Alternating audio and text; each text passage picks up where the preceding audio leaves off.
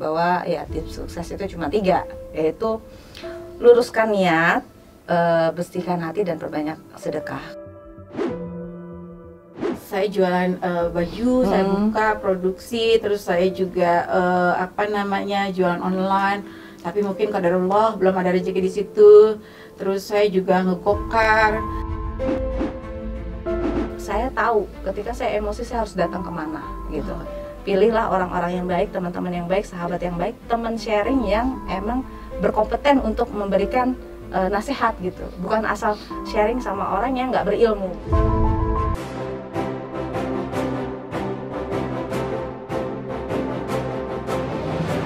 Hai Kanza Lovers! Mau hadiah jutaan rupiah? Serta berpeluang mendapatkan hadiah umrah gratis? Maka saksikan terus acara ini hingga akhir ya, karena di akhir sesi ini saya akan acak angka manja untuk Anda. Terima kasih. Untuk apa itu? Uang itu untuk perpanjangan atau apa? Tidak, untuk saya mengajukan penduduk tetap supaya saya tetap bisa tinggal di sana. Oh, jadi untuk mendaftarkan sebagai penduduk tetap ya, bikin pengajuan itu bayar untuk itu. Tapi karena nggak melakukan itu semua, tidak ada pembayaran, maka kalah di persidangan. Iya. Oke. Dan sekarang masih diproses ya? Akhirnya iya, ketika itu saya langsung report ke imigrasi dan alhamdulillah dapat good respon. Setelah case saya dibuka kembali, sekarang still on process. Dan insya Allah one of my friend, salah satu teman kerja saya, my best mate, dia itu sekarang yang akan menjadi salah satu sponsor saya. Dia sudah mengurus surat-suratnya. Insya Allah lah, modal apapun yang terjadi itu sudah kehendak Allah. Nah, setelah Bu Sofi kesini, Bu Sofi juga udah berusaha untuk bekerja ya. Oh iya. Buka food apa aja yang ya, Bu Sofi? semuanya. Saya pertama ini ya Mbak Eka, pertama pulang saya jualan baju, saya buka produksi, terus saya juga jualan online. Tapi mungkin qadarullah belum ada rezeki di situ. Terus saya juga ngegokar, saya juga sangat menginspirasi ya, semua dikerjain. Saya juga food court, saya buka warung makan. Juga saya juga mengajar bahasa Inggris dari satu rumah ke rumah. Juga itu semua, saya kerjakan semua selama itu halal. Insya Allah. Dan termasuk salah satunya yang sekarang sedang Bu Sofi lakukan adalah menjadi private-nya anak-anak saya ya. Iya, dan mungkin next akan belajar bisnis online sama ya saya Allah, ya. Mudah-mudahan ya ajarin Mbak Eka supaya sukses kan Mbak Eka. Insya Allah, amin. Ya. Pokoknya kita akan bantu, siapa tahu bisa Bu Sofi bisa kembali lagi ke sana, atau minimal bisa bolak-balik gitu kan ya. Bisa nengok anak ke sana gitu. That's my dream Mbak Eka. Ya, semoga. Dan saya yakin Bu Sofi ini sebenarnya mampu ya, Masya Allah, saya lihat Bu Sofi ini cerdas sebenarnya. Dan Bu Sofi juga dulunya mantan pramugari ya, Bu Sofi ya, luar biasa sekali. Jadi itu tadi kisah dari Bu Sofi, itu yang sangat menggugah hati saya, karena waktu pertama kali ketemu Bu Sofi juga, Bu Sofi menceritakannya tuh kayak mau nangis tapi ditahan-tahan gitu. Saya jadi ya Allah, kenapa, gimana gitu kan. Memang Bu Sofi ini orangnya lembut sekali sama anak juga. Umi, Bu Sofi kan nggak bisa marah. Jadi ini gimana? Ya udah, bilang aja sama Bu Sofi kalau misalnya abangnya nakal, udah ambil aja handphonenya. Tapi kan Bu Sofi nggak bisa marah gitu, saking lembutnya Bu Sofi kan. Ya ampun, Masya Allah. Tapi ya itulah Bu Sofi, mungkin kan kita juga udah banyak ngobrol kemarin ya, bahwa Mbak Eka nih sebenarnya bisa sukses seperti ini nih. Kayaknya nggak mungkin deh.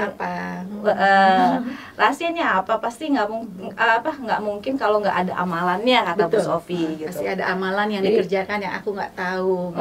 Yang Bu Sofi itu penasaran, kenapa sih kok bisa gitu kan? Dan saya menjelaskan bahwa udah sering kali saya bilang gitu ya di video-video saya kepada distributor juga, bahwa ya tips sukses itu cuma 3, yaitu luruskan niat, bersihkan hati, dan perbanyak sedekah. Kalau bersihkan sedekah itu mungkin gampang-gampang susah ya. Kalau yang hatinya kotor ya jadi susah gitu kan. Kalau yang bersih ya gampang aja gitu.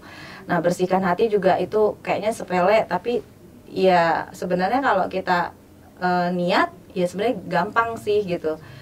Dan yang terakhir itu luruskan niat, ya kan, luruskan niat ini Bu, karena dari awal saya bisnis itu bukan pengen kaya. Saya berawal bisnis bukan memang pengen mobil, rumah atau apa. Jadi awal saya bisnis justru saya mikir, pasangan saya kayaknya udah mapan nih, udah punya penghasilan yang mencukupi buat saya dan anak saya. Saya pikir saya nggak perlu kerja lagi, saya nggak perlu mikirin anak saya pada saat itu, ya Masya Allah. Bukan saya takabur, bukan apa, cuman saya pikirnya saya pengen fokus jadi ibu rumah tangga. Saya nggak mau waktu saya terbuang. Saya pengen anak-anak tuh dapat kasih sayang yang penuh. Tadinya begitu, tapi sampai pada satu hari saya kepikiran kalau ibu saya sakit, adik saya butuh biaya sekolah, karena pada saat itu tuh saya adik saya masih SMA ya. Kalau dia kan kebetulan dia juara umum, Masya Allah ya. Adik saya bontotnya juara umum. Kalau misalnya dia pengen lanjutin jadi dokter, itu kan biayanya tinggi.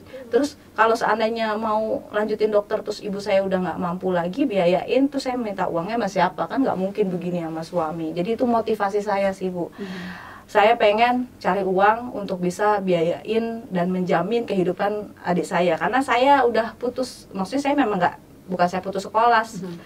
Saat saya harus kuliah itu ibu saya masih sanggup, cuman sayanya sadar diri memang saya nggak suka dengan pelajaran bangku sekolah gitu. Saya sukanya langsung praktek, saya sukanya langsung di lapangan gitu kan. Paling nggak harus ada lah yang sukses gitu sekolahnya, pendidikannya gitu. Begitu juga dengan ibu saya kalau sakit juga. Sejauh mana sih sebaik-baiknya suami itu, sebaik apapun suami paling ada mentoknya ya Bu, betul, ya betul. Untuk bantu mertua gitu ketika orang tua kita sakit, keikhlasan dia juga pasti akan ada batasannya gitu ya. Jadi saya harus cari uang untuk hari tua ibu saya, untuk masa depan adik-adik saya.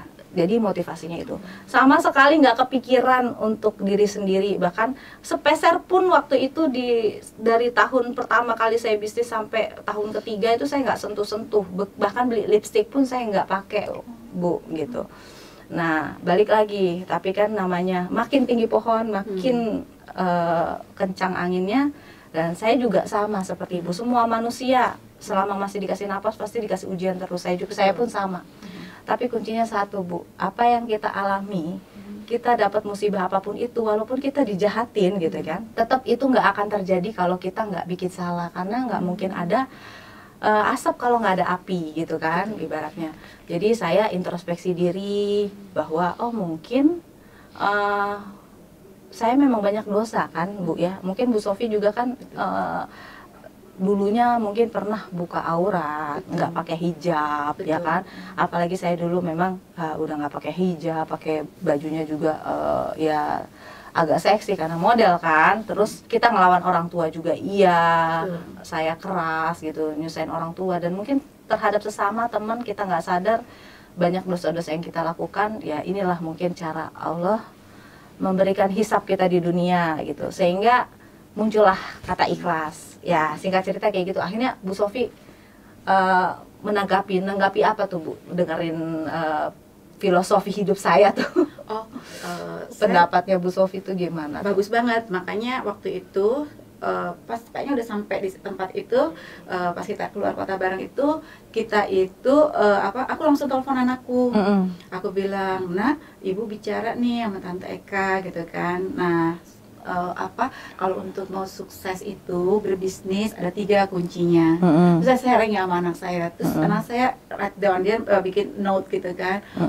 Bu, one day kalau misalkan aku pulang ke Indonesia, I want to meet her ya, I want to learn from her. Oh iya boleh, aku bilang. Nanti ibu minta permission dari Tante Eka, boleh kakak dan adik di training sama beliau gimana suksesnya, menjadi orang sukses. Insya Allah untuk dunia dan akhirat, saya bilang gitu kan. Dan saya terinspirasi banget. Itu adalah pelajaran yang saya baru tahu. Mungkin selama saya pulang ke Indonesia, kenapa saya belum seberhasil Mbak Eka, memang saya tidak punya itu, tidak punya 3 kunci sukses itu, gitu loh. Nah, insya Allah bersihkan hati ya, itu yang pertama, karena saya masih ada dendam, masih ada tidak sukanya. Jadi kalau Ibu kan, jadi filosofinya tuh gini, Ibu tidak mungkin suami Ibu menyakiti Ibu sampai akhirnya kalian berpisah, tanpa saya salah ya? Bukan, tanpa kehendak Allah, ya kan? Iya. Tidak mungkin si pengacara itu bawa kabur uang ibu tanpa kehendak Allah. Jadi ketika ibu benci terhadap si pengacara maupun mantan suami, artinya ibu benci sama kehendak Allah dong, ya kan? Iya, betul, iya. Berarti ibu marah terhadap kehendak Allah. Padahal kan itu izin Allah. Betul. Allah yang bikin, Allah yang maha membolak-balikan hati manusia. Betul. Kalau saya sih seperti itu. Ketika ada orang nyakitin saya manusiawi ya. Ketika saya langsung benci, saya langsung marah, saya juga merasa emosi di saat hari-hari pertamanya lah gitu. Tapi makin hari saya tuh pasti akan ada masa-masa introspeksi diri. Saya juga datang ke ustazah untuk sharing atau psikolog ketika saya memang butuh. Kebetulan teman-teman saya kan ada beberapa yang psikolog. Itu pasti saya akan sharing untuk bisa membersihkan hati. Jadi membersihkan hati itu susah sekali. Ya, betul. Saya pun harus butuh bantuan orang lain. Jadi akhirnya saya datang kepada orang lain, sharing-sharing positif, akhirnya bersih lagi hatinya. Dan di saat saya sharing-sharing itu, saya berusaha membuang marah, benci itu dengan cara yaitu saya berpikir, ini kan izin Allah ya, saya kan disakitin karena izin Allah ya. Allah yang maha membolak-balikan hati si dia sampai dia akhirnya menyakiti saya. Artinya kenapa Allah nyakitin saya lewat dia, ya kan? Terus kenapa saya harus marah sama dia? Sebenarnya kan Allah cuma pengen hukum saya, tapi lewat dia, lewat si A, lewat si B. Artinya ya sudahlah, berarti memang saya memang salah, berarti saya memang punya dosa sehingga Allah menghukum saya seperti ini, ya udahlah maafkanlah gitu. Jadi akhirnya oh ya dia nggak salah kok, emang Allah kok yang bikin dia jadi begitu sama saya gitu kan. Itu yang membuat kita jadi plong sih Bu. Bener nggak? Harus belajar nih. Ya emang harus banyak-banyak. Saya pun Bu ketika saya emosi nggak bisa saya seperti saya yang sekarang. Hilang tuh kedewasaan saya, hilang ketika saya lagi emosi. Istilahnya apa ya, kedewasaan hilang, kebijakan saya hilang, saya langsung jadi temperamen lah. Tapi saya tahu ketika saya emosi saya harus datang kemana gitu.